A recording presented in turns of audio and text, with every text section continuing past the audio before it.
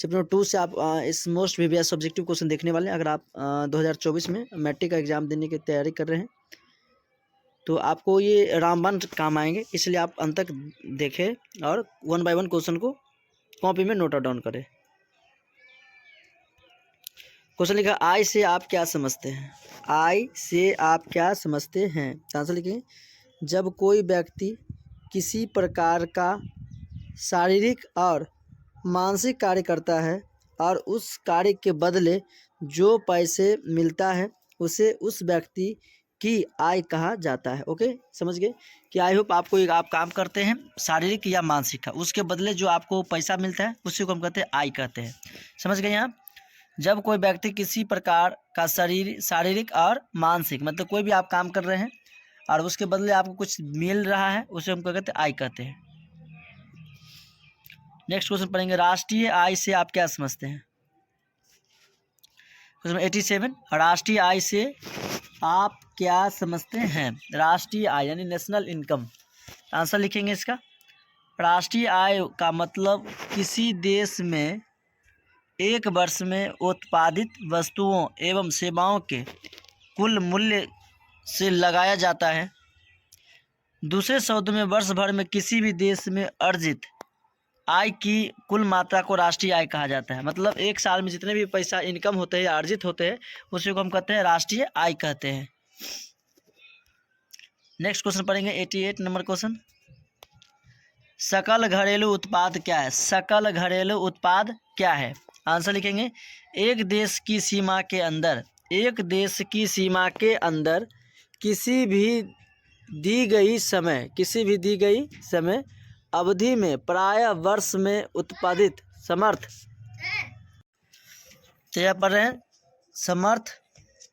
अंतिम वस्तुओं तथा सेवाओं का कुल बाजार या मौद्रिक मूल्य को उस देश का सकल घरेलू उत्पाद कहा जाता है। क्या कहा जाता है? सकल घरेलू उत्पाद कहा जाता है। क्वेश्चन 89, सकल राष्ट्रीय उत्पाद से आप क्या समझते हैं? सकल राष्ट्रीय उत्पाद से आप क्या समझते हैं? आंसर लिखेंगे, सकल घरेलू उत्पाद से देशवासियों द्वारा विदेशों में उत्पादित वस्तुओं एवं सेवाओं के मूल्य को जोड़ दिया जाता है तथा विदेशियों द्वारा देश में उत्पादित वस्तुओं के मूल्य को घटा दिया जाता है, तो उसी सकल राष्ट्रीय उत्पाद कहा जाता है। क्या कहा जाता है? सकल राष्ट्रीय उत्पाद कहा जाता है। नेक्स्ट पढ़ेंगे आप, शुद्ध राष्ट्रीय उत्पादन किसे कहते हैं? शुद्ध राष्ट्रीय उत्पादन किसे कहते हैं? आंसर,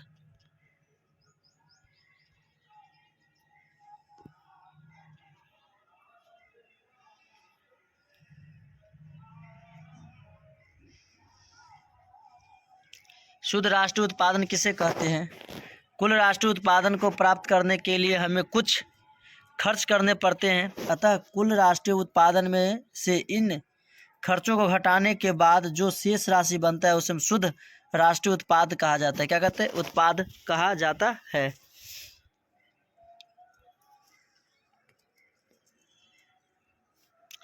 क्वेश्चन नंबर 91, प्रति व्यक्ति आय किसे कहते हैं? राष्ट्रीय आय में देश के कुल जनसंख्या से भाग देने पर जो राशि भागफल में आता है उसे प्रति व्यक्ति आय कहा जाता है। ओके, समझ गए होंगे कि राष्ट्रीय आय में देश की कुल जनसंख्या से भाग देने पर जो राशि भागफल के में आता है उसे हम प्रति व्यक्ति आय कहते हैं। नेक्स्ट देखिए 92, क्रेडिट कार्ड किसे कहेंगे? क्रेडिट कार्ड किसे कहेंगे?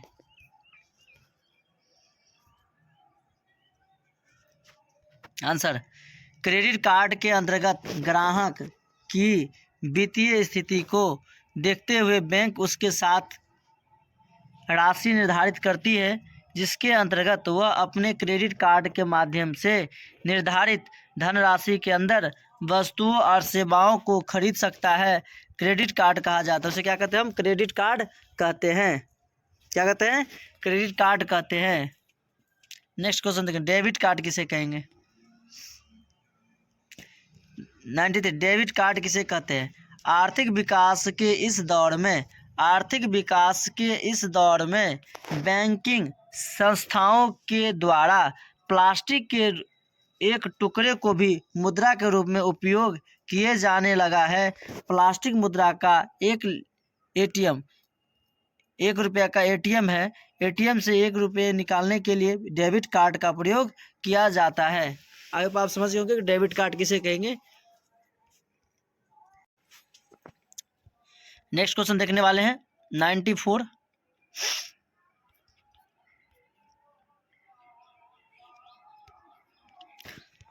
एटीएम किसे कहते हैं? एटीएम किसे कहते हैं? आंसर लिखेंगे। एटीएम का पूरा नाम ऑटोमेटेड टेलर मशीन, या हिंदी में कहते हैं जैसे हिंदी में स्वचालित टेलर मशीन भी कहा जाता है। जिसे हिंदी में क्या कहा जाता है? स्वचालित टेलर मशीन भी कहा जाता है। इसके द्वारा ग्राहक किसी भी समय किसी भी जगह पर अपने पैसे निकाल सकते हैं।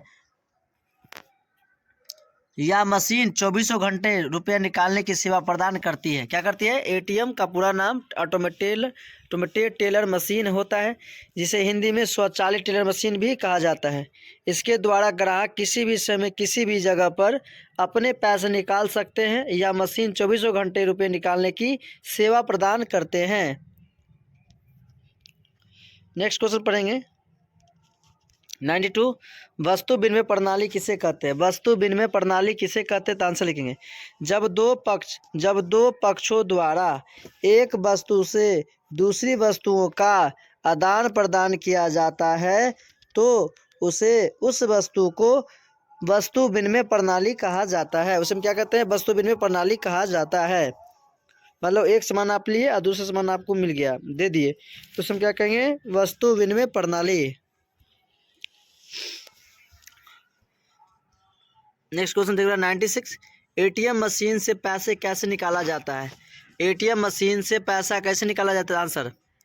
एटीएम कार्ड मिलने के बाद एक गुप्त अंक होता है, जिसकी सहायता से एटीएम कार्ड को मशीन में डालने के बाद रुपया निकाला जा सकता है। आप समझ गए कि एटीएम से पैसा कैसे निकाला जाता है। नेक्स्ट क्वेश्चन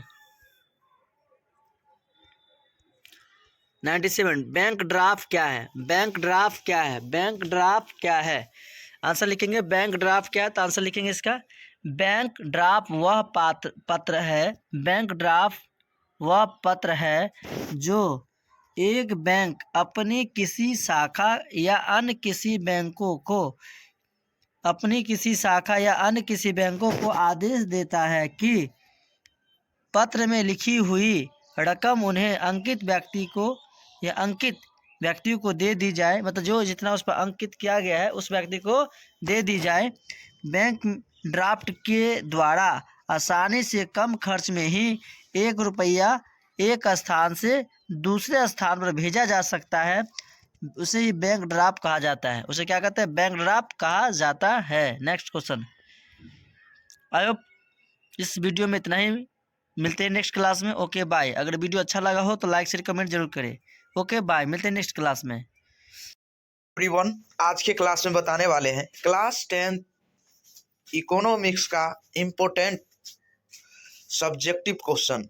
ध्यान दीजिएगा एग्जाम के लिए, जो कि आप लोग एक एक क्वेश्चन को पेन और कॉपी निकाल कर लिखिए और इसे आसान तरीका से लिखने का चालू कीजिए एक एक क्वेश्चन को। ठीक है ना? दिक्कत लेने की कोई बात नहीं, घबराने की कोई बात नहीं है मेरे भाई। तो चलिए, आप लोग इसे सब्सक्राइब नहीं किए हैं तो ऐसा वीडियो पाने के लिए हमारे साथ इसे सब्सक्राइब कीजिए, लाइक कीजिए, कमेंट कीजिए, शेयर कीजिए और सारे दोस्तों के पास भी भेजिए। तो चलिए, हम क्वेश्चन के बारे में आज बताएंगे। सबसे पहले आपको ये क्वेश्चन देखेंगे कि क्या कह रहा है। ठीक है? तो क्वेश्चन है आपका कि विनिमय के यानी कितने प्रकार के होते हैं। विनिमय जो होते हैं वो कितने रूप के होते हैं। ठीक है? तो आपको ऑब्जेक्टिव में 1 नंबर पूछ लेगा यहाँ से कि विनिमय के कितने रूप होते हैं। तो आपको बोलना होगा विनिमय के जो है 2 रूप होते हैं। कितने रूप? 2 रूप होते हैं। और कौन कौन होते हैं वो भी बताने वाले हैं, कौन कौन रूप होते हैं। तो ध्यान दीजिएगा, आप लोग बने रहिएगा। विनिमय के 2 रूप है, जो एक जो है वस्तु विनिमय प्रणाली और दूसरा जो है मुद्रा विनिमय प्रणाली। ठीक है, समझ गए होंगे। एगो वस्तु और एगो मुद्रा, आप लोग समझ गए होंगे, समझ गए ना।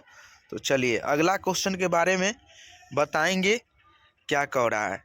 तो वस्तु विनिमय प्रणाली से आप क्या समझते हैं? मोस्ट इम्पोर्टेंट क्वेश्चन है, कॉपी में नोट कीजिए, ठीक है।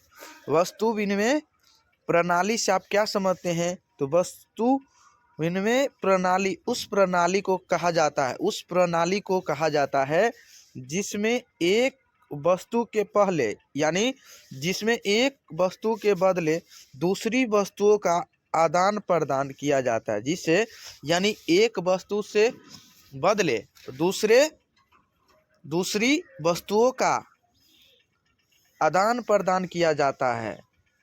दूसरे शब्दों में किसी एक वस्तु का किसी दूसरे वस्तु के साथ बिना मुद्रा के प्रत्यक्ष रूप से लेन देन वस्तु विनिमय प्रणाली कहा जाता है। यानी इसका कहना है मुद्रा के प्रत्येक रूप से लेन देन वस्तु का यानी विनिमय होता है, उन्हें ही कहते हैं वस्तु विनिमय प्रणाली, ठीक है ना। चलिए अगला नंबर क्वेश्चन है आपका कि वस्तु विनिमय प्रणाली में कौन कौन से कठिनाई आती हैं। यानी इसका क्वेश्चन है कि वस्तु विनिमय प्रणाली में कौन कौन से कठिनाई आती हैं जी। तो लिखिए, वस्तु विनिमय प्रणाली में मनुष्य को निम्नलिखित कठिनाइयों का सामना है, यानी निम्नलिखित कठिनाइयों का सामना करना पड़ता है, ठीक है। तो क्या क्या चीज़ से सामना करना पड़ता है, ध्यान दीजिए। आपके सामने है आवश्यकता के दोहरे संयोग यानी संयोग का अभाव, और दूसरा मूल्य के सामान्य मापक का अभाव, तीसरा मूल्य संचय का अभाव। समझ गए होंगे। चलिए तो बताते हैं अगला नंबर, और अगला नंबर है इसी का, तो यानी विभाजन का अभाव। अगला भविष्य के भुगतान में कठिनाई, समझ गए होंगे उम्मीद करते हैं। चलिए तो अगला नंबर क्वेश्चन के बारे में फिर बताएंगे क्या कह रहा है। बताइए, आपका क्वेश्चन कह रहा है कि मुद्रा विनिमय प्रणाली क्या है। मुद्रा जो है, मुद्रा विनिमय प्रणाली क्या है। तो मुद्रा विनिमय प्रणाली का वह यानी प्रणाली है जिसमें किसी वस्तु के बदले मुद्रा का आदान प्रदान किया जाता है, ठीक है। और मुद्रा विनिमय प्रणाली कहा जाता है, उसे क्या कहते हैं, मुद्रा प्रणाली कहा जाता है। समझ गए। चलिए अब जानेंगे कि मुद्रा क्या है, मुद्रा किसे कहते हैं। ध्यान दीजिएगा आप लोग, मुद्रा किसे कहते हैं, बने रहिए आप लोग। मुद्रा हम उसे कहते हैं कि विभिन्न अर्थशास्त्रियों ने मुद्रा की अलग अलग परिभाषा दी है, यानी अलग अलग मुद्रा को परिभाषा दी है। इसकी एक सर्वसम्मत परिभाषा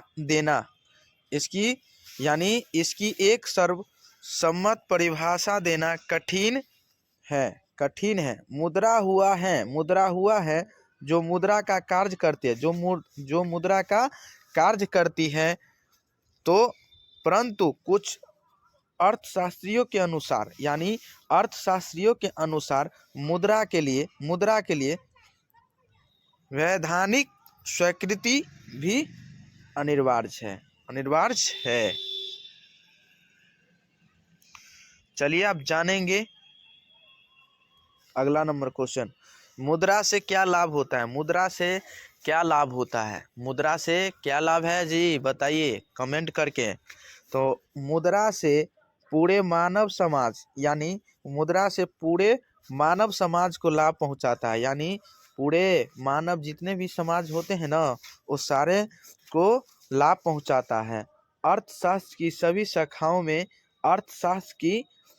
शाखाओं में जैसे उपभोग, उत्पादन, वितरण, विनिमय तथा राजस्व से मुद्रा का महत्वपूर्ण स्थान है। मुद्रा का क्या है? महत्वपूर्ण स्थान है। चलिए अगला नंबर क्वेश्चन देखते हैं क्या कह रहा है। आप बताइएगा बचत से क्या समझते हैं? बचत से आप क्या समझते हैं जी? बचत से क्या समझते हैं? समाज की कुल आय को, यानी समाज की कुल आय को वस्तुओं एवं सेवाओं पर खर्च किया जाता है। यानी समाज की कुल आय को वस्तुओं एवं सेवाओं पर खर्च किया जाता है। कुछ वस्तुओं का उपयोग तत्काल उपयोग करते हैं, कुछ वस्तुओं का उपयोग जो है तत्काल उपयोग करते हैं, तथा कुछ टिकाऊ वस्तु है जो उत्पादन के कार्य में प्रयोग किया जाता है, यानी की जाती है। अर्थात कुल आय का वह भाग जो टिकाऊ वस्तुओं पर किया जाता है उसे यानी बचत कहते हैं। उसे क्या कहते हैं? बचत कहते हैं। अतः स्पष्ट है कि आय तथा उपभोग के अंतर को बचत कहा जाता है। आय तथा उपभोग के अंतर को बचत कहा जाता है। समझ गए होंगे उम्मीद करते हैं। चलिए अब जानेंगे अगला नंबर क्वेश्चन। जानेंगे राजनीतिक दलों के प्रभावी बनाने के क्या उपाय है। यानी इसका कहना है जी कि राजनीतिक दलों के प्रभावी बनाने के क्या यानी उपाय है।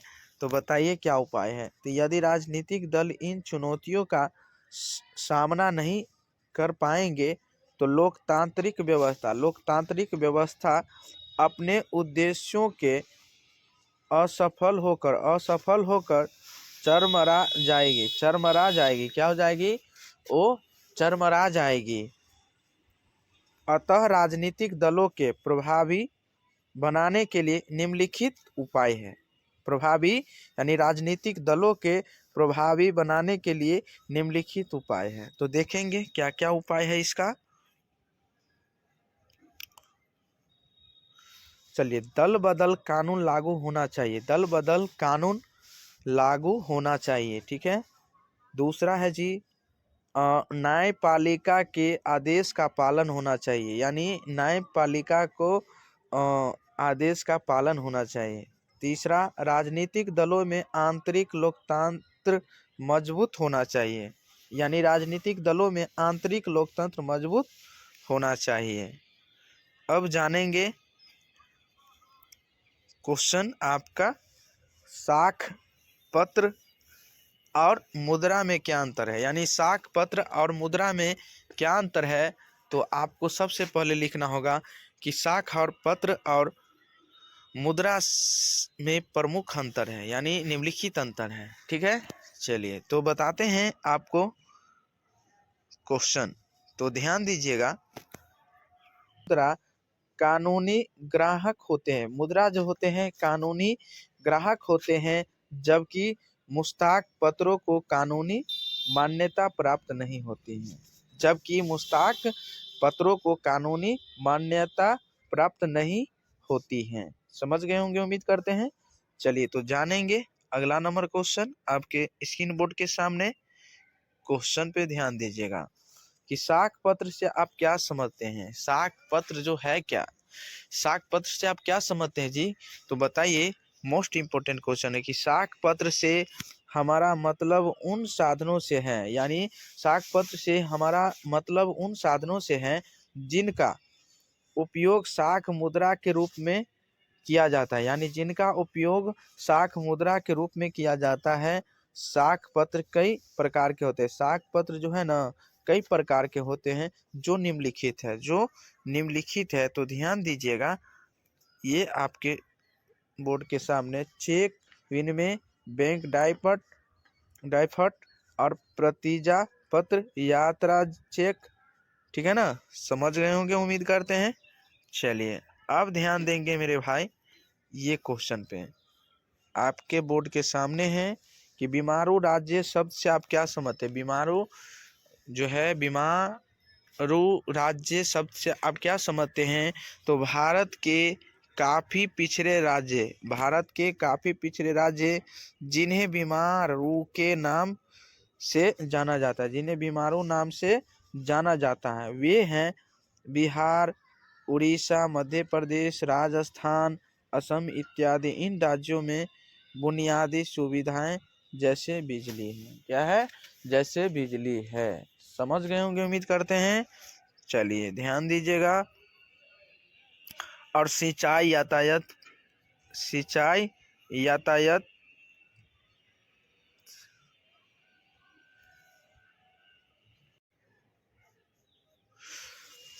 यातायात परिवहन, दूर संचार इत्यादि पर्याप्त मात्रा में उपलब्ध नहीं है। बीमारू सबसे नकारात्मक ध्वनि वक्त होने के कारण यह है राज्य को इस नाम से पुकारा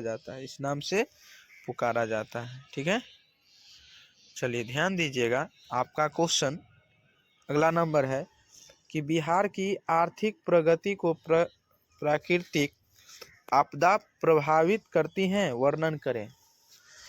इसका क्वेश्चन है आपका कि बिहार की आर्थिक प्रगति को प्राकृतिक आपदा प्रभावित करती हैं, वर्णन करें। तो ध्यान दीजिएगा कि पिछले कुछ वर्षों में बिहार में आर्थिक प्रगति परिलक्षित होने लगे हैं, किंतु प्राकृतिक आपदा, बाढ़, सूखा विकास में बाधा के रूप में उभरती आती है। सड़क का विस्तार एवं स्वास्थ्य सेवा प्रगति पर होती हैं।